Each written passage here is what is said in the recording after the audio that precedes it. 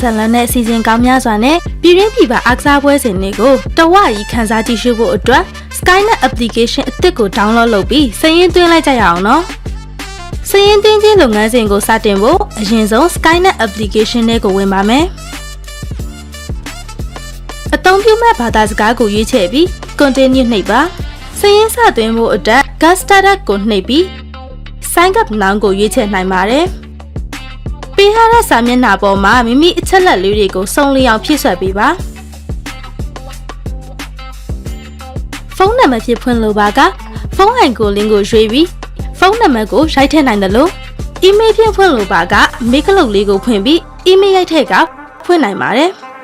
အချက်လက်ပြည့်စုံပြီဆိုရင်တော့ continue ကိုဆက်နှိပ်ပါမိမိဖုန်းထဲကျလာတဲ့ OTP ကုတ်ကိုဒီနေရာလေးမှာထည့်ပေးပါထို့နောက် verify and continue ကိုနှိပ်ပါဒါဆိုရင်တော့စာရင်းသွင်းခြင်းလုပ်ငန်းစဉ်တစ်ခုလုံးအောင်မြင်စွာပြီးဆုံးသွားပါပြီ။စာရင်းသွင်းရတဲ့အခက်အခဲတစ်စုံတရာပေါ်ပေါက်ခဲ့ပါက Skynet application ရဲ့ social media စာမျက်နှာများဖုန်းနံပါတ်များကနေတဆင့်ဆက်သွယ်မေးမြန်းနိုင်ပါတယ်ရှင်။